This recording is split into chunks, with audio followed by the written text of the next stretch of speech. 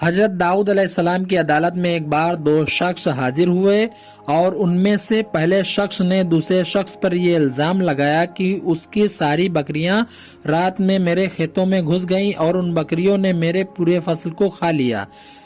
میری آمدنی کا اب کوئی راستہ نہیں بچا اور اب اتنی جلدی فصل بھی تیار نہیں کر سکتا کہ میں اپنا گزارا کر سکوں۔ اب آپ ہی انصاف کریں۔ اس کے بعد حضرت داؤد علیہ السلام نے دوسرے شخص کی بھی بات سنی اور یہ فیصلہ کیا کہ سب بکریاں اس کھیت والے شخص کو دے دیا جائے۔ ان بکریوں کی قیمت کھیت کے نقصان کے برابر ہی تھی۔ اس کے بعد وہ سبھی بکریاں کھیت کے نقصان والے شخص کو دے دیا گیا۔ اس کے بعد اس میں سے دوسرا شخص جس کی بکریاں تھیں وہ کافی مایوس ہو گیا اور جب وہ دونوں وہاں سے جانے لگے تب ان کی ملاقات حضرت سلیمان علیہ السلام سے ہوئی،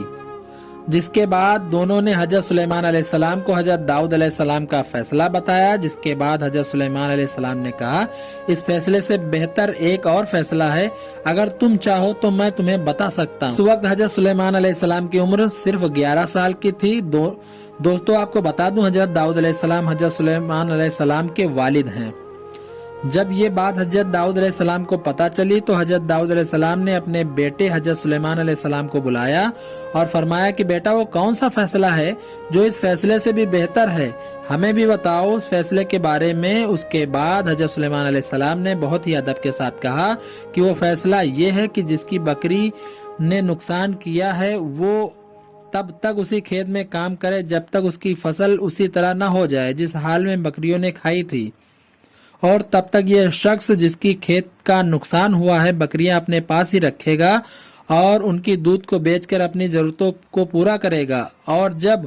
اس کی کھیتی اسی حال میں پہنچ جائے تب اس کی کھیتی اسے واپس کر کے اپنی بکریاں اس سے لے جائے، یہی فیصلہ بہتر ہوگا دونوں کے لیے۔ جب حضرت داؤد علیہ السلام نے یہ فیصلہ سنا تو آپ بھی مسکرائے اور بولے یہ بہتر فیصلہ ہے اور آپ کو یہ فیصلہ کافی پسند آیا۔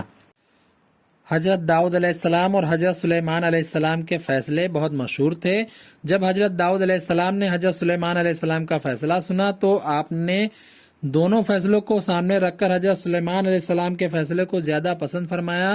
کیونکہ اس میں کسی کا بھی نقصان نہیں تھا۔ اگر سبھی بکریاں کھیت والے کو دے دی جاتی تب دوسرا شخص جس کی بکریاں تھی وہ اپنی آمدنی کا ذریعہ کھو دیتا، جس کے بعد حضرت سلیمان علیہ السلام نے ایسا فیصلہ کیا جس سے بکریوں کا مالک بھی خوش تھا اور کھیت والا بھی جس کی فصل کا نقصان ہوا تھا، اور کچھ وقت کے بعد بکریاں اور کھیتی دونوں واپس ان کے پاس آ گئیں جس کے وہ مالک تھے۔ دوستو اللہ تعالیٰ نے اپنے نبیوں کو ایسی طاقت اور ذہنیت عطا فرمائی جس سے وہ بڑے بڑے فیصلے چند لمحوں میں کر دیا کرتے تھے، اور ایسا فیصلہ کرتے تھے جو عام انسان کی سوچ سے بالکل الگ ہوتا تھا، جس سے سب کی بھلائی ہوتی تھی اور کسی کا نقصان نہیں ہوتا تھا۔ بے شک اللہ کے نبیوں کی شان نرالی ہے۔ اللہ تعالیٰ نے اپنے نبیوں کو بے پناہ طاقت و قوت کے ساتھ دنیا میں بھیجا جس سے وہ انسانوں کو صحیح راہ دکھاتے اور برائی اور اچھائی میں فرق بتاتے۔